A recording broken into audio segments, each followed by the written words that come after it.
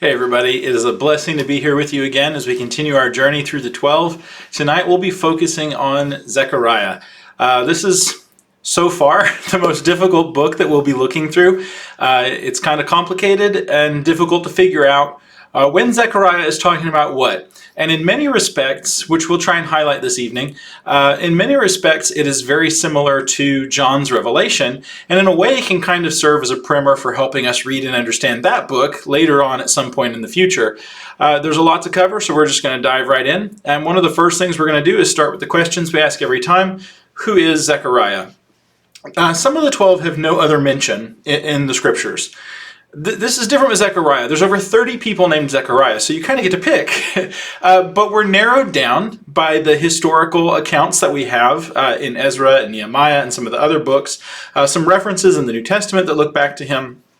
So we know who he is, and he kind of self-identifies himself. If you look in the biblical text in Zechariah chapter 1 and verse 1, he is Zechariah, the son of Berechiah, the son of Iddo. And that's how we know who he is. He's come back from the Babylonian captivity with some of the other Israelites or some of the other people from Judah, and he's going to be part of the call to rebuild the temple of the Lord. And so who is this Zechariah? Well, that's who he is. He is the son of Berechiah, the son of Iddo.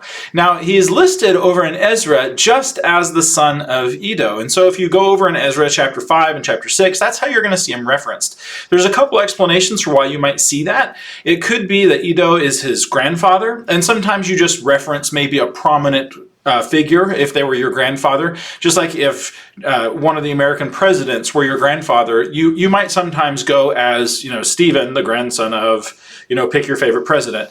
And so that might be what's happening here. It also might be that there are several different Zechariahs, the sons of Iddo. And so Zechariah here, the prophet, kind of gives his lineage to maybe distinguish himself. It seems most likely that what you're dealing with is his grandfather and then his father, and perhaps his grandfather was a more prominent figure when they're coming back from the Babylonian captivity. That's probably what's going on here. There isn't another person with those kinds of credentials, so that's just who we're going to decide we're dealing with. He's probably a young man when they come back from the captivity. He's coming back with his grandfather and his father, maybe. And while they're on their journey back, he is going to begin prophesying. He will continue prophesying. He's from a priestly family, and he is listed as a head of his house later by Nehemiah over in Nehemiah chapter 12. And so what we're seeing is the lifespan of this man, Zechariah, perhaps spanning the entire length of his book, from the time that he is a young man returning from the captivity, perhaps around 20, 30, 40 years old, up until the time when he is much older, 80, maybe 90 years old, toward the end of his life, and around 480 BC. And so that's kind of when we're going to pick the time for this book, is maybe winding up or finishing up around 480 BC, beginning in the same year that Haggai is prophesying, 520 BC. And so you're looking at perhaps a 40 to 60 year period during which this person is prophesying, Zechariah, son of Berechiah, son of Iddo. Then our next question that we ask is, when did he write? Well, we just covered that. Why did he write? Why is he writing? Because the people haven't built the temple. And so they're coming back to the land and they lay the foundation and then they don't do it. They stop working. And we talked last week or last time with Haggai about why some of those things happened. The world is in political upheaval. There's all kinds of revolts after Darius takes over, when Cyrus is killed and then another king is killed. And then you have Darius taking over. There are revolts all over the place. It just seems like it's not politically expedient to begin rebuilding the city because, well, Darius might decide that you're rebelling and he might come and attack you. It's also probably difficult to get the funding that has been promised when the king is in the middle of fighting all of these wars that are siphoning resources away so that he can pay his troops and build fortresses and all of those types of things. Plus, like we mentioned last time, it hasn't been 70 years yet. And there may be some people who are saying, we can't start rebuilding the temple until this 70-year period has happened. And we talked last time about how sometimes when the Lord looks and says, hey, it's going to be 70 years, it's not because it has to take 70 years. It's that the people drag their feet. and it takes 70 years. And so the prophets are here, Haggai and Zechariah, saying, guys, get busy, build the temple.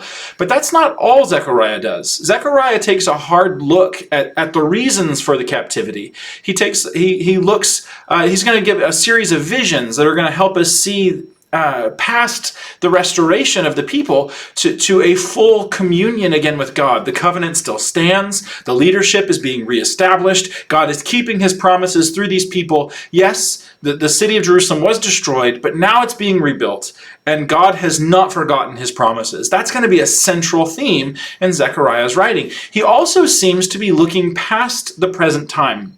And in the writing, in the book of Zechariah, there's a division that happens about halfway through, which we'll talk about in just a minute.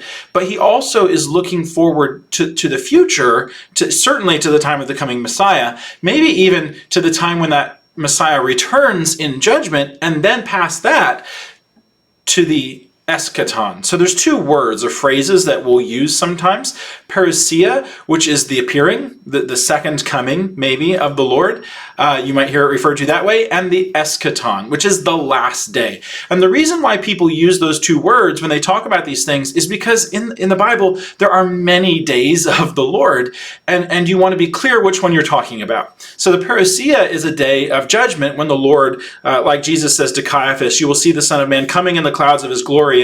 He's going to come to judge Israel. That's the parousia. There's also this eschaton, the last day, when the Lord will return in the fullness of his glory. The resurrection of the just and the unjust happens. The sheep and the goats are divided. The faithful hear, well done, good and faithful servant. Enter into the joy of your master. And that absolutely is a day of the Lord, but it's the final one, right? It is the end. And that's kind of what eschaton means in Greek, right? It's the last day. It's the end of time.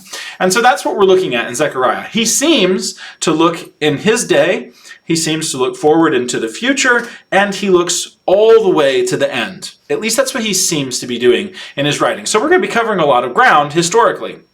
What are some other notable things about Zechariah? He's mentioned in the New Testament. Maybe he's mentioned in the New Testament. Over in Matthew chapter 23, Jesus is going to mention that Zechariah, the son of Berechiah, is killed in the temple. Other references that Jesus makes to Zechariah don't have that appellation, the son of Berechiah. Now, the reason why that's significant is because there is a Zechariah over in 2 Chronicles 24 who is killed in the temple, but there is no record of this Zechariah being killed in the temple. So what's going on there? Why does Matthew have Jesus talking about our Zechariah when it seems like it's a different Zechariah over in 2 Chronicles 24 who is killed between the temple and the altar? What's going on there? Well, there's a few things that could be happening. One thing is that maybe this Zechariah is killed between the temple and the altar, and it's just not recorded for us in his writing. It's kind of hard for you to write about your death when you have died.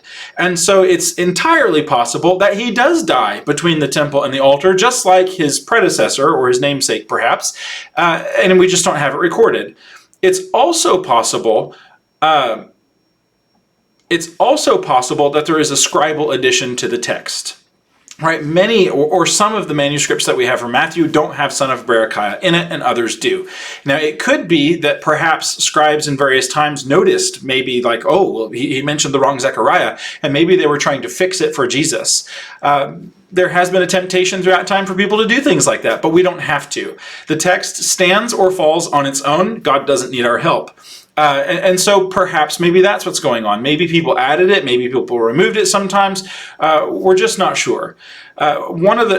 When you get into things like this, where you have missing information, one of the problems that we have is that we want everything to fit into nice little packages so that we can put bows on them and hand them out as gifts. And the Bible just doesn't do that. The Bible doesn't tell you all of the information all of the time. What we do know is that when Jesus was speaking to people in public, and the scribes and the Pharisees are listening to him, right? In Matthew chapter 23, Jesus is letting the scribes and the Pharisees have it. He's calling them hypocrites. He's pronouncing woe upon them. Don't you think that if Jesus makes a mistake, that one of those people is going to stand up and go, no, that's not right. Of course they're going to. In the middle of that big public discourse, calling down the scribes and the Pharisees, not one of them stands up to correct Jesus. So whatever he said, it's right. Whatever is going on, everybody knew what he was talking about, everybody knew what he meant, and everybody accepted that what he said was true. Nobody corrected him. And of course, they would have. Right? Throughout the New Testament, those people are waiting for him to make a mistake so that they can pounce upon him and show everybody, he's not who he claims to be. But nobody does that. Another interesting thing about Zechariah is that he's the only one of the 12 to call himself a prophet. If you go back and you look in verse 1, I don't know why he does that. It's just interesting, right? That he calls himself the prophet Zechariah, the son of Berechiah. None of the others do that. Interesting note. Another thing that's interesting about our text is that Zechariah writes in apocalyptic language. And this is one of the reasons why we're going to kind of hunker down on some of the details in Zechariah and maybe not go through all of the text, is because he is a great primer, a great tool to help us understand some other apocalyptic books, maybe like that one at the end of the New Testament that everybody gets confused about. This is a style of writing. And if you don't understand the style, then when you try to read things in the style of apocalyptic, you're going to make mistakes. If you read through John's Revelation and you try and take those images and those weird pictures like the grasshoppers with the human's head and the iron teeth and the pits full of demons and keys and chains, if you try and take those things literally, you're missing the point of the apocalyptic writing. They're not actual things. Now, the word literal means according to the text. So when you literally understand them, you're looking through the lens of an apocalyptic writer, getting to the meaning behind those signs and symbols.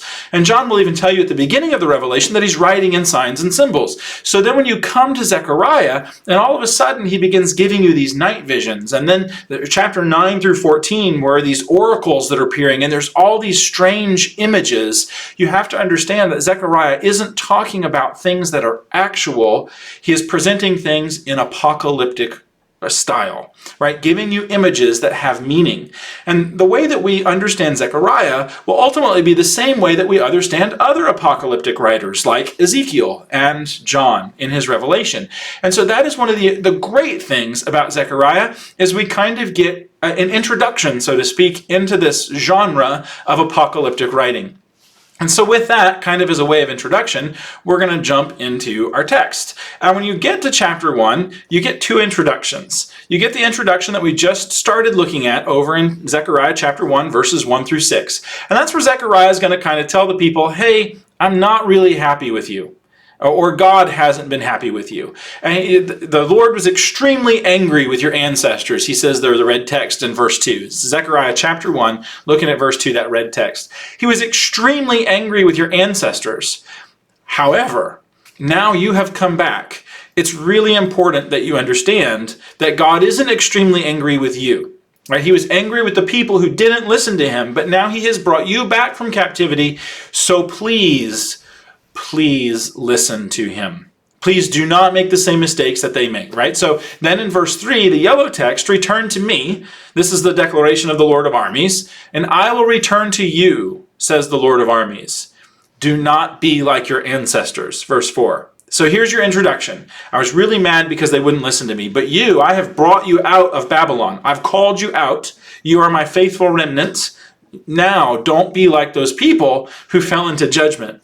This is going to be a theme that shows up throughout this book. Indeed, throughout much of the Old Testament narrative and the New Testament, this idea of coming out from among them and being holy, a remnant being called out of physical Israel, becoming spiritual Israel, all of these pictures of a faithful people coming out of Babylon, coming out of a foreign nation, is a theme that is repeated often throughout the biblical text. And so here, that's this introduction. Turn from your evil ways, turn from your evil deeds. These prophets came and said that to the people, but they didn't listen or pay attention, and that's why the destruction came. Then he's going to ask a question. In verse 5, he's going to say, where are your ancestors now? Do the prophets live forever? So even the prophets are just people. Anybody that we might put our hope or our trust in, they're just people. Ultimately, it is the Lord who stands. And here, this idea is that here, my words and my statutes, they overtook your ancestors, right? We are like flowers of grass that are beautiful and then we fade away, but the word of the Lord stands forever. James will get that idea from the prophets, and here it is. The word of the Lord stands forever, and it overtakes the sinner, Right? When God proclaims judgment, you can't get away from it. His word stands forever. Now, when the people hear this, they will repent. Right? As the Lord of hosts or the Lord of armies decides to deal with us for our ways and our deeds, so he has dealt with us. We deserved what we got. Right? And now they're going to come back, and that's the first introduction. The second introduction starts in verse 7, on the 24th day of the 11th month. So that first part was around the same time that Haggai is prophesying. Now it's months later, the 11th month, which is the month of Shabbat. Interestingly enough, that's the Babylonian name for the month, not the Hebrew name. It's the only time, if I remember correctly, the only time the Babylonian name is used for the month of Shabbat. In the second year of Darius, the word of the Lord came to the prophet Zechariah, son of Berechiah, and now we have our visions. So that's our second introduction. We're being introduced first we're introduced to the covenant that is still standing. Right? God called these people out according to his word. He is now going to keep his word with them if they return to him. Return to me and I will return to you. Things can be back the way they were supposed to be. It just requires faithfulness on your part. And that has always been God's promise. God has always promised that if you are faithful to him, then he will keep the promises in the covenant. And the second thing that we're being introduced to is now the word of the Lord comes to the prophet, again, calls himself the prophet, comes to the prophet Zechariah, son of Berechiah, son of Iddo. Now we get to the night visions. Something important that we need to consider when we get to these is that they are visions, and he is going to tell us quite clearly in verse 8 that they are visions and not dreams. Now, technically, what is the difference between a vision and a dream? I'm not really sure. It seems like it's the interactivity. That he's not asleep, right? That might be one concrete difference that we could say. But the difference, maybe the primary difference, is like Peter in Acts chapter 10, where he has the vision of the sheet that comes down. He's able to interact with the Lord or the speaker or other actors in the vision. And here Zechariah is very much active in these visions. He asks questions, he gets responses, he talks to the different people who show up. And so he's conscious, he's cognizant of what's going on, and he asks questions. And so it's more like maybe like a virtual class, kind of what we're doing now, where he can kind of interact with it, maybe ask questions and get responses. That's what we see in these visions. And so that's the big difference. Now, the way they're structured is in a chiasmus. And really the 8 visions, chapters 1 through chapter 6, are going to be structured in such a way, but 7 and 8 are kind of the conclusion, so we've thrown those in. But when we look at the structure, we're going to go through this chiastic structure. Now that's from the Greek word chi, which is like an X. And so a chiastic structure looks like an arrow, like a greater than symbol, where you have things that start over here and they kind of step down, and you'll see in just a minute what I'm talking about. But the point of structuring something that way is to get to the middle. When you get to the middle, you get to your point. So as we're working through these 8 visions that Zechariah has, there are 2 things that he really wants you to focus on. Remember, he started off telling everybody, hey, the covenant still stands. Well, in order for Israel to be the nation, there are 2 key people or 2 key roles that need to be fulfilled. And one of those roles is of leader, king, and the other is of priest. And so he's going to kind of focus on 2 people, Zerubbabel and Joshua.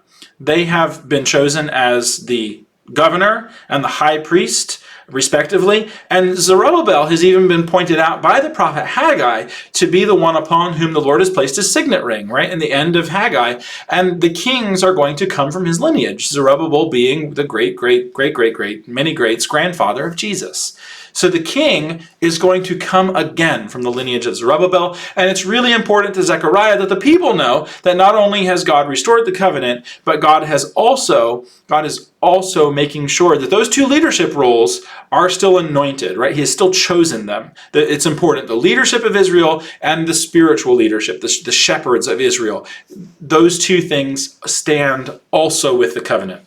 And so that seems to be where Zechariah is focusing, at least on those first 8 chapters. Chapter 9 through 14, that's an entirely different structure, entirely different thing. We'll get to that in just a little bit.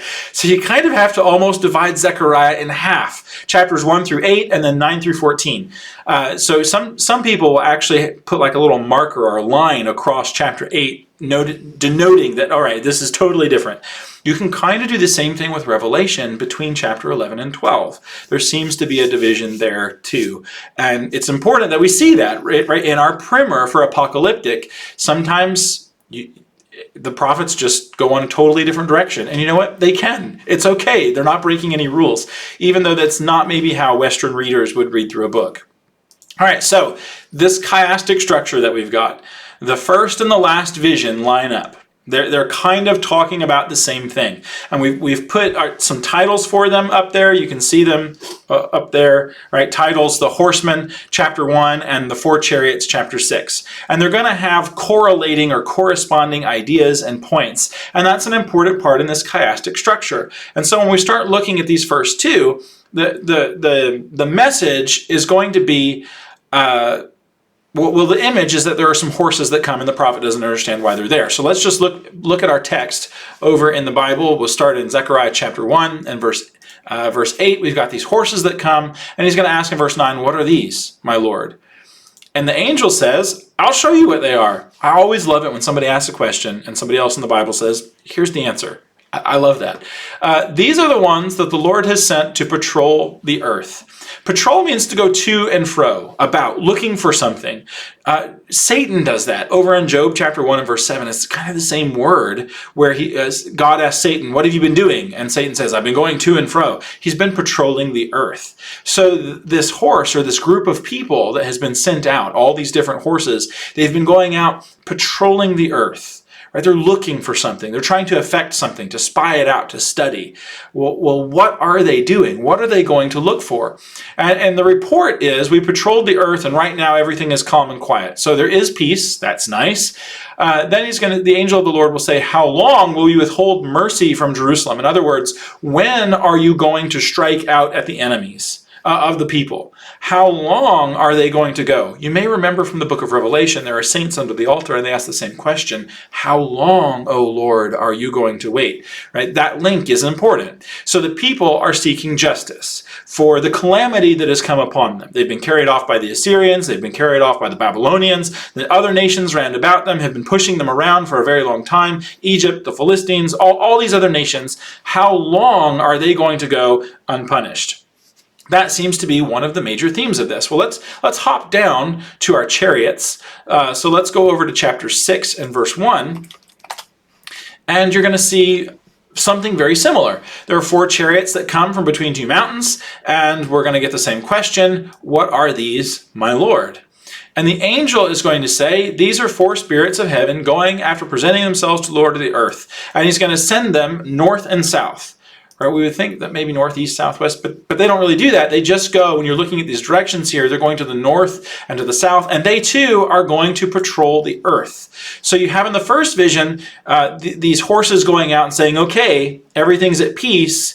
And then you have in the second with the chariots, these horses going out, maybe because now there's chariots attached, they're going out to bring the judgment that the first horses were looking at. So it seems like here the judgment has gone out and it has defeated the enemies, whereas in the first vision, the judgment is being prepared. And so you'll see that in other apocalyptic writings like Revelation, where at first a judgment is prepared and then the judgment is unleashed, and that's happening here with our two horse visions, right? The rider in chapter 1, or the red horse with the rider in chapter 1, and then the four chariots in chapter 6. So that's the first part of our chiasmus. The Lord has prepared judgment upon the people who have plotted and fought against Israel, and then the Lord executes judgment against the enemies of Israel. So that then gets us to the next part of the chiasmus. Horns and craftsmen in chapter 1 again, and then a woman in a basket in chapter 5. So let's start with the horns and the craftsmen. Let's look over in chapter 1 and verse 18. Right, so then I look up and I see four horns. There are lots of horns in the book of Revelation, so if you're interested in what those horns might be, pay attention in Zechariah. So I asked the angel who was speaking with me again, what are these? Zechariah is just like us. These weird horns show up and he's like, I have no idea what these are. It's comforting to know that the people who are going through these different visions, they don't know what's going on either, right? It's not like we're out of the loop. They have to ask. And when they ask, they're told. It's just like the disciples who are with Jesus when he tells the parable of the sower. And they're like, Jesus, we have no idea what you're talking about. And Jesus' response to them is, to you it has been given to know the secrets of the kingdom of God. So when you're reading through, if something is crazy and you don't know what it is, ask. And one of the ways you can ask is by keep reading, right? Keep reading in the text and see if the text answers the question. Another thing you can do is you can pray to God to help find the answer. I think that's one of the things that we see over in the book of James, is that if you don't have wisdom, you can pray for wisdom and understanding, right? God gave us the scriptures because he wants you to understand it. He wants you to get the message. And the whole point of apocalyptic writing is not to hide things from you, it's to show things to you, right? It's an uncovering. And so John's revelation is not written in a mystic code so that you can't figure it out. It's actually written so that you can figure it out using the other images that God has shown you throughout the Bible. It's this building message all the way throughout the text so that when you get to the end, we can understand what God is trying to tell us.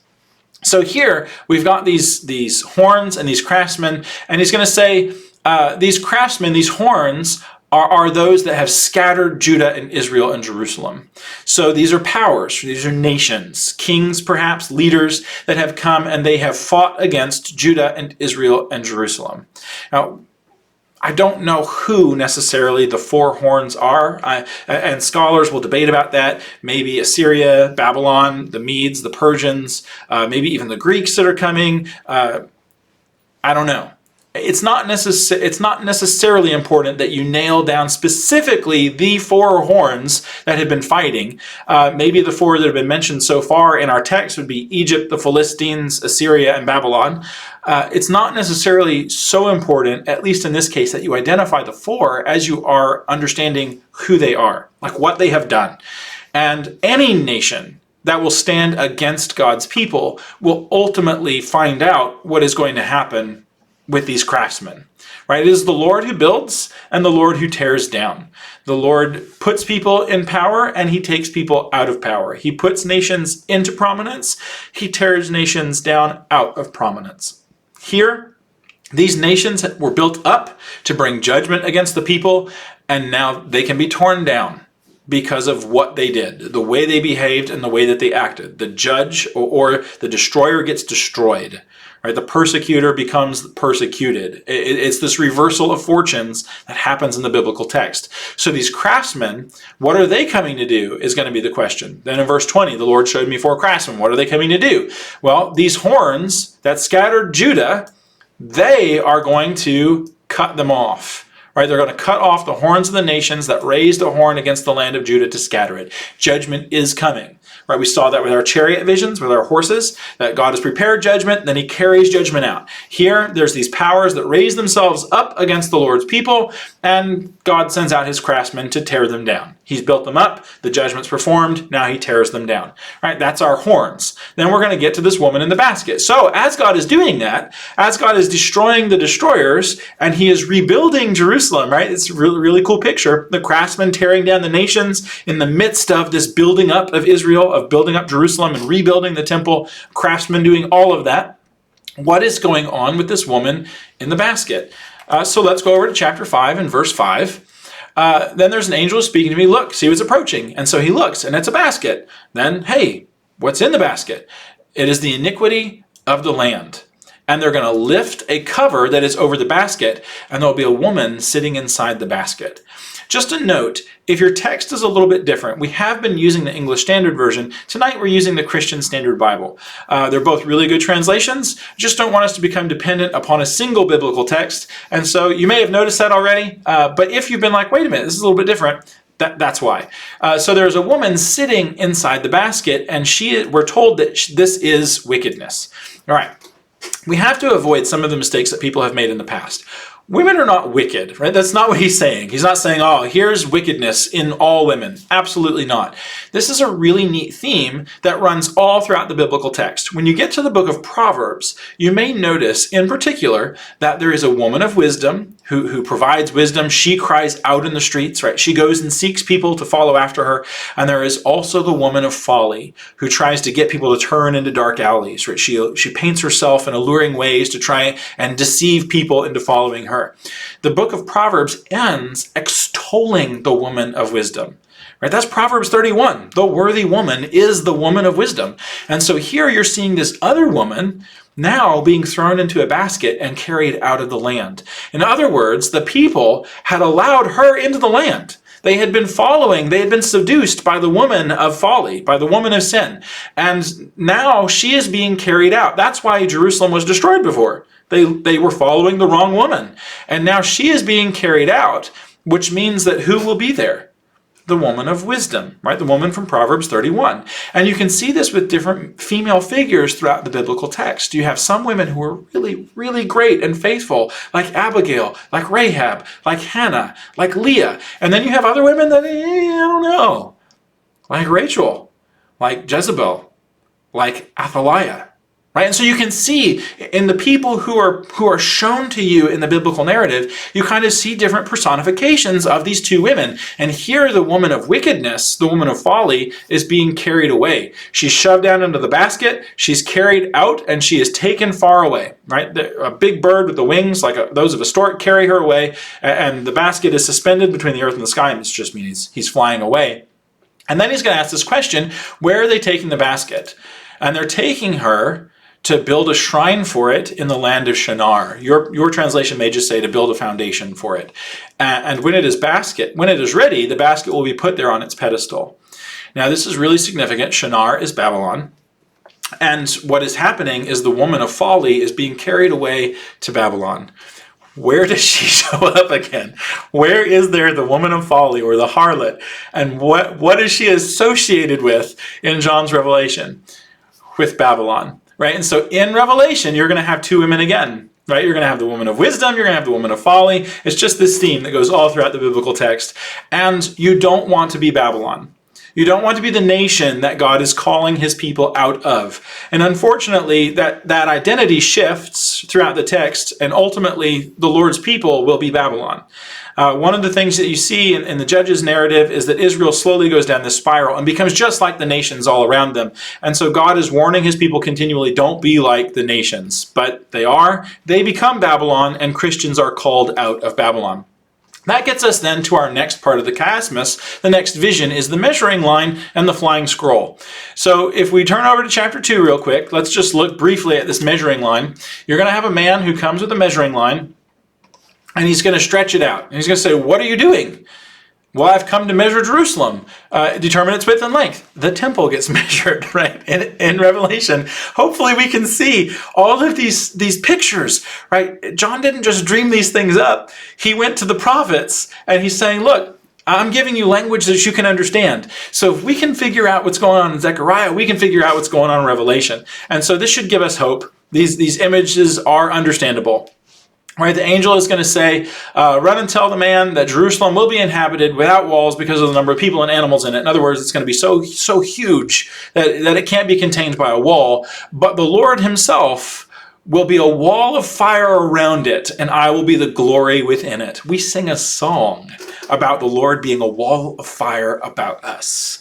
Right? So the Lord will defend them. Your mind might be brought back to the night when the Egyptians are pressing hard against the Israelites, trying to drive them into the sea in the Exodus, and the Lord comes down as a wall of fire about them, defending them. And then you have the Lord leading them, his presence in their midst, a pillar of fire, a pillar of cloud. Here is the Lord coming to be in their midst, defending his people. Right, defending them. And so that's what we're seeing here. Zion is going to escape, right? Listen, Zion, escape, you who are living with the daughter Babylon, right? Because we just saw that the sins are being carried to Babylon. You don't want to be there. So we are going to leave that. We're going to exit Babylon. We're going to now be in this city in which the Lord is the wall.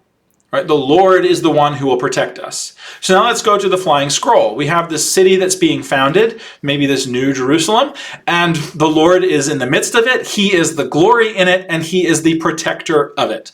So now let's go to our flying scroll over in chapter 5 and verse 1. And here I see a flying scroll. What do you see? I see a flying scroll, and this is the curse that is going out over the whole land for everyone who is a thief, contrary to what is written on one side, and has gone unpunished. Everyone who swears falsely, who lies, contrary to what is written, and they have gone unpunished. Now, what does Revelation 21:8 say? Right? The thieves, the liars, those people, right? And so very similar pictures. Here is the scroll going out in judgment. The Lord has pronounced this judgment on people who are faithless to the covenant. Don't get caught up on the specific things that are mentioned, other than they're going to call, they should come to your remembrance later when we're reading Revelation. But here what the Lord is saying is people who are faithless to the covenant are going to be punished. They're going to be cast out. They're not going to be allowed. Anyone who swears falsely in the house of the Lord is not going to be in it. But the Lord, this judgment that's going out, is going to find their homes and destroy it and tear it down. So that in this New Jerusalem, there are only people who are holy. There are only holy dwellings in this New Jerusalem. All of the people in it are faithful to the covenant. That's our image, right? So now, in this New Jerusalem, this heavenly city, only people who are faithful to the Lord will dwell in safety there. The Lord with the glory in the midst of them. The Lord will be the wall around about them. And so everything depends upon this covenant relationship that these people have with the Lord.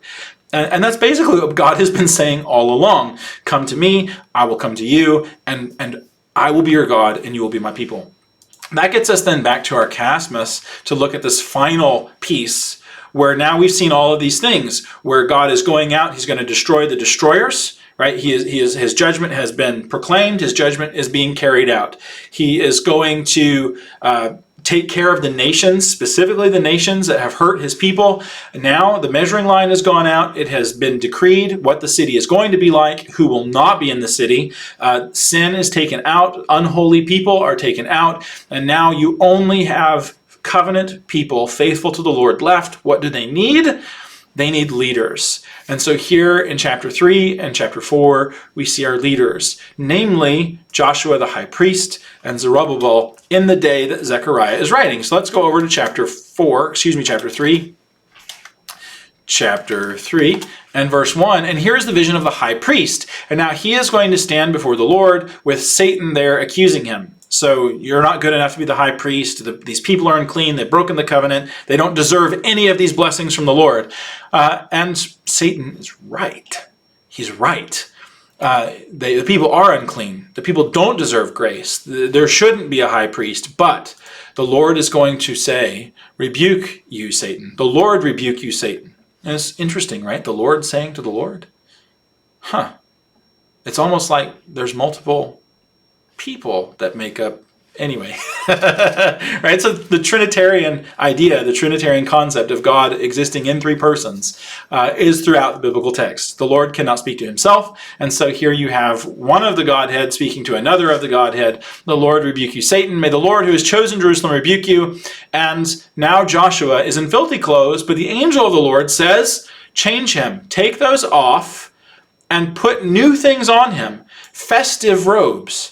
Right, we are being brought to a new place, not to the mountain that shook and trembled, but to a new city of God, to a festal gathering over in Hebrews chapter 12. So now Joshua has been cleansed. He's being given these festive robes, and he now is going to serve as a cleansed high priest in this New Jerusalem, and he's going to have a clean turban put on his head, the turban that says holy to the Lord. The Lord is claiming him. The Lord is being gracious to him, forgiving him, redeeming him. And because of what God has done, now it is possible for the priests to serve again in this New Jerusalem. And so the promise will be, if you walk in my ways and keep my mandates, my statutes, you will both rule my house and take care of my courts, and I will grant you access among those who are standing here.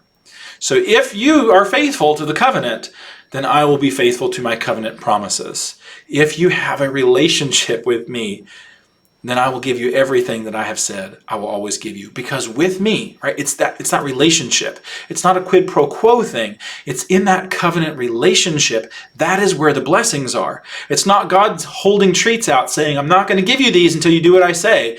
It's when you come into that relationship with God, that is where all the goodness lies. And so God is calling people into that relationship so that they can have all of the good things that God has been promising, that God has said, I want to give you this good stuff, but you have to come to me. Right? I am where those good things are.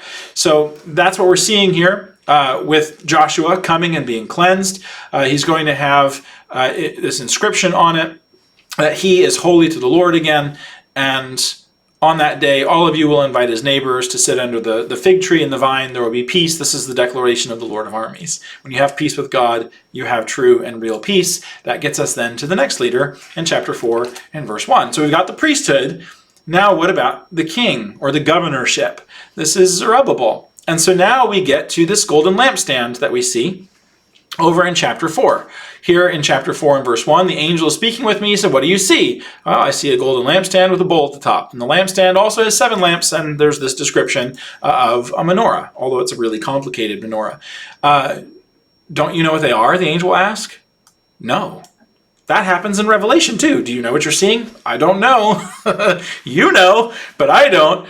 And so that's what we're seeing here. This is the word of the Lord to Zerubbabel. Right, this lampstand with the oil that's coming from the trees, this is Zerubbabel. And this is the word to Zerubbabel. Not by might, but not by strength or by might, but by my spirit, says the Lord of armies. What are you, great mountain? Before Zerubbabel, you will become a plain, and he will bring out of the capstone accompanied by shouts of grace, grace to it. So Zerubbabel is going to bring low the mountain. And you can see that's messianic language, right? Jesus is going to bring every mountain down and bring every valley up. That's justice language. Everybody is brought before the Lord equally, an equal footing before the Lord. Jesus will talk about the first being last and the last being first. You can think about that not only as a reversal of fortune, but also of making everybody the same. Right? Everybody is brought before the Lord on equal footing. It is your faith that gives you access to God, not your social status, not your economic power, nothing. Right? That we come before the Lord equally. That's God's justice. So then the word of the Lord is going to come to me, and here's a prophetic part of the book. Zerubbabel's hands laid the foundation of the house, and his hands will complete it. In other words, you started building it. Now get to work and finish it. Paul will have the same thing to say to the Corinthians. You began a good work in setting aside this gift for your brothers in Jerusalem. Now finish it. Bring it to completion. And so here's kind of the same thing. Zerubbabel began building the temple. Now bring this good work to completion. And when that happens, you will know, right? You will know that the Lord of hosts, the Lord of armies has sent me. And in that day, the people who despised small things, they will rejoice, right? They will rejoice. The 7 eyes of the Lord which scan throughout the earth will rejoice when they see the ceremonial stone in Zerubbabel's hand. When the temple is finished, when everything happens the way that the Lord has said, then there will be great rejoicing. And this idea of the day of small things, it's this really neat theme that we don't have time to get into necessarily, that appears all throughout the biblical text. But here the idea is that when things are getting started, it seems really small and it seems difficult. When the church is being started in the first century, it seems really small and insignificant. But the Lord uses small things to accomplish great things. And sometimes we feel really small. We feel like our faith is insignificant. Our role is insignificant. And there is a sense in which that is true, in that I'm not the Redeemer. I'm not the Christ. And it's all about the Christ. It's all about the Redeemer. But there is another sense in which the Redeemer, God himself, uses people like us to do great things. Nobody's faith is small in God's eyes. It's the world that looks and says, oh, that's insignificant. It doesn't matter. It's meaningless. Your faith is not insignificant. Your faith is not meaningless to the Lord. And whose judgment are we going to trust? Right? The world looked at the rebuilding of the temple, the rebuilding of Jerusalem, the rebuilding of the wall, and said, that's stupid, right? That doesn't matter. That's not going to be any good. But it is the Lord who said, the hand of Zerubbabel that laid the foundation will finish it. The walls around the city will be rebuilt later with Nehemiah. Right, these things are going to happen. You will know that I have done it. The Lord uses small things to do great things. And you can see that again throughout the biblical text, where the Lord chooses a group of slaves and turns them into a nation. He uses a shepherd boy to slay a mighty giant. The Lord uses small things to accomplish his will so that we know it is the Lord who is accomplishing who's doing the great things and not the people themselves. If Goliath had won, that's not a big deal. But when David wins, we know it's the Lord. Here, the Lord is saying, I have done these things. Now you know. Right now, there's these streams of oil in verse 11. What are these things? I don't know.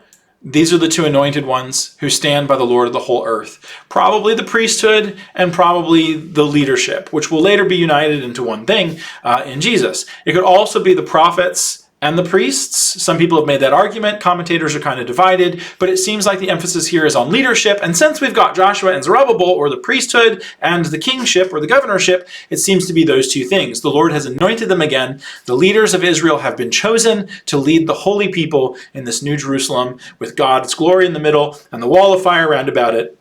The people are holy again. That seems to be the point.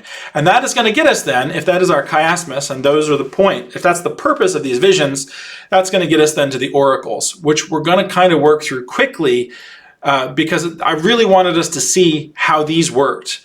When we get to the oracles, we don't have time to go through all of the different details. There's just not enough time to cover everything in the book. But we are going to go ahead and look at some of the highlights, right? One of the things that's really important as you're getting into those oracles in chapter 7 and chapter 8, he's going to tell us what kind of people we need to be. Right? That's something that is significant all throughout the biblical text. He wants us to know that we have to be the right kind of people. So over in Zechariah chapter 8, he's going to say, show faithful love, right? What should we be like? The word of the Lord came to Zechariah.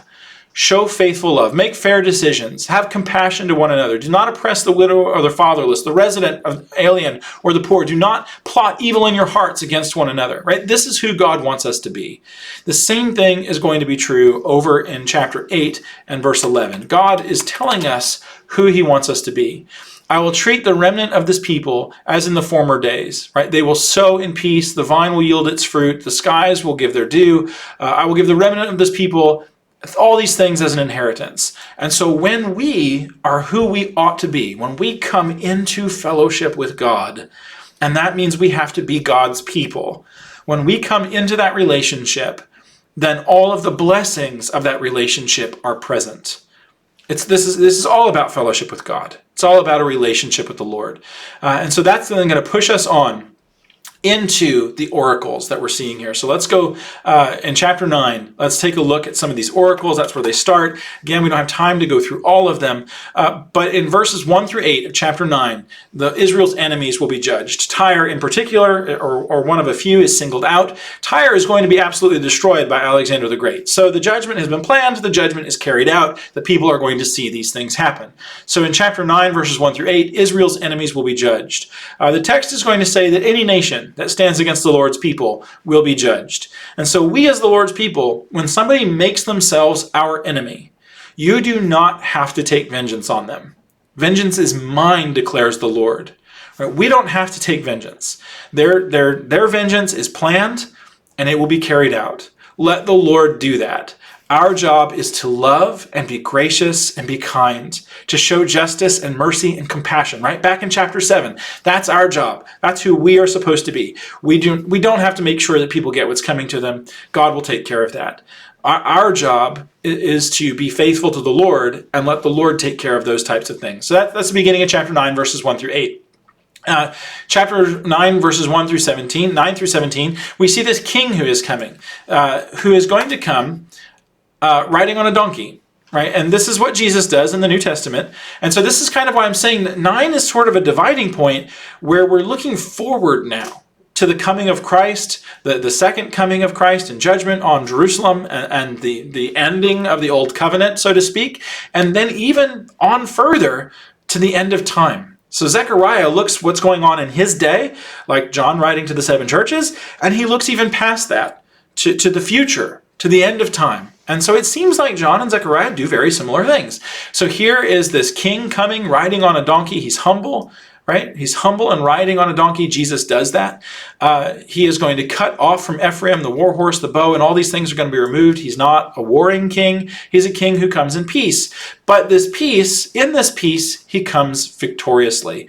That is Jesus. That is who he is. This is where we tend to go when we think of Zechariah because of this image that is used of Christ in the New Testament. But again, the whole purpose is that Christ is able to come because of what Zechariah said in those previous visions, that God has redeemed and restored his people, his presence in the midst of them. He has sanctified again the leadership, the priesthood, so that they can be the holy people through whom the Christ will come. Right? So all of these things in Zechariah are interconnected, and you can't have one without the other. And then gets us then to the next idea, that there's going to be a restoration of Israel, which happens over in chapter 10. Right? And what is going to happen is these idols who have been speaking falsehood, these false gods, false religions, false prophets, and have led the shepherds astray, God is going to judge those people. Right? The leaders are going to be judged. And you can see that in the New Testament where God's wrath is going to come down upon the leadership of Israel. And here, the people are not going to wander like sheep without a shepherd. Jesus will look and say he has compassion upon the people who are like sheep without a shepherd. And God is going to judge those leaders. Right? And so here again, we're forward-looking. We're forward-looking to the coming of Christ, not only as this king who redeems, but as the king who judges the ungodly shepherds of his people, the ungodly stewards. And so that's kind of the next part in chapter 10. Then after this restoration, this talk of these people who were oppressed, being oppressed no longer, we get this image of a doomed flock. One of the things that Zechariah does is he takes us into the darkness so that you can see the light when you come back out. He gives us a picture where it seems like the darkness wins. Not only are we going to see in just a moment the one that gets pierced, but here in chapter 11, there is this flock that is doomed.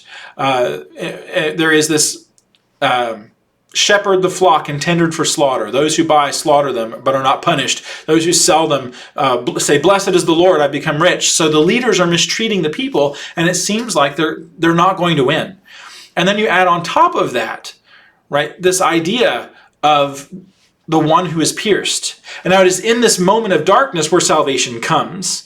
But then when you get to chapter 12, verse 10, they will look upon the one whom they have pierced, and they will mourn as those who mourn for the loss of an only son. They will recognize that what has happened. Here is our Redeemer, and he's been killed. So we're taken to the foot of the cross in Zechariah. This one who is pierced. We're taken to the shepherd who is struck. Right, strike the shepherd and the sheep will be scattered. Right, that's quoted in the Gospels. And so we're taken to the very foot of the cross where we see the shepherd who was supposed to be the Redeemer killed. This is the darkest part of the biblical narrative, the death of Christ on the cross. It seems like we've lost. But out of that, there is the day of the Lord. And the day of the Lord is the day in which all the wrongs are righted. This is the day that we hope for. This is the day where everything is made right. Not today. Now today what we're seeing is the city being built. Right? We're seeing that we are being built into the dwelling place for the Lord and the Spirit. Right? We are the temple of the Lord. We're in the middle of this construction process. We can see it, but we're not quite done yet. One day it will be finished. But in our midst now, the Lord's glorious presence is there. Round about us now is this wall of fire. We can see it, but it's not here yet in its fullness. And so Zechariah is not just looking forward to the coming of Jesus, he's also looking past it to the eschaton, like we talked about at the beginning, to the end. There is this final and ultimate day of the Lord, where what we have seen now in these oracles, where the king is come, the Redeemer comes, but he's pierced. It seems like he's lost. The sheep are scattered, but they're gathered together again. Right? In the resurrection, they come together again. The Lord pours his Spirit out. He's in the midst of his people. He has a wall of fire about them, protecting them. He is growing them. They are rebuilding the temple. The foundation has been laid. Jesus Christ. There is no other foundation. We are building upon that foundation. You can see that over in 1 Corinthians 3. And now we are building and waiting for the return, for the finish, for the return of our Lord. Like you can see over in maybe the end of Revelation. And so these things are so intertwined and interconnected that here is our primer for reading what John will write hundreds of years later. This coming day of the Lord, where we see the unclean no longer being part of the people of God. So let's go over to chapter 4. And this is where we'll finish. The Lord will go out and fight against those nations as he fights on a day of battle. The Lord will go out, right? The Lord is going to take care of these things. On that day, there will be no light. The sunlight and moonlight will diminish. It will be a unique day known only to the Lord, right? So all these images of the moon becoming dark and the sun turning to darkness, the moon turning to blood, all those things, they're apocalyptic, right? The Lord is acting is what you're being told. On that day, living water will flow out of Jerusalem. Half of it to the east, half of it to the west. It's going to flow everywhere. Right? So, and Ezekiel sees this, Jesus talks about it, we see the Spirit being poured out. That's what's happening. We are being redeemed. And on that day, the Lord will become king over the whole earth, the Lord alone, and his name alone. Right? That has already happened. We live in a time when the Lord alone is God. Right? He is king over all the earth. And what we see then, the survivors from all the nations that came against Jerusalem will go up year after year and worship the king, the Lord of hosts, to celebrate the festival of shelters. We're seeing that now. Nations are coming in. And on that day, at the end, here's where we're going to finish. This is when we're looking forward to the ultimate fulfillment. Right? People are coming into the city. They're building it up. We're building the temple. We're living stones. One day that will be done. So we can see it now, but it's not quite done yet. Here, all those who sacrifice will come in, and on that day, there will be no Canaanite in the house of the Lord of hosts. There will be no outsider, right? That's the idea. There will be nobody who is unclean. There will be nobody who doesn't belong. Everything will be the way that it has always supposed to have been, where the Lord's people are living with one another in perfect fellowship with their God who dwells in their midst, and from whom all blessings flow, and they have life everlasting. Right? You're back in the garden, is basically what you're seeing. And Zechariah is looking forward in the midst of what has been a great devastation, in the midst of a stalled building project, calling upon the people to rebuild the temple, to become the holy people to the Lord. And that message is so appropriate for us today, who are in the middle of the world, and we are being called upon to rebuild the temple, to be holy to the Lord, so that we can receive all of the promises, being in fellowship with God. It's a beautiful picture. It is God kind of telling us where everything is going. I hope this has been a blessing for you. We'll finish up looking at the 12 next week as we look at Malachi. God bless you, and we'll see you then.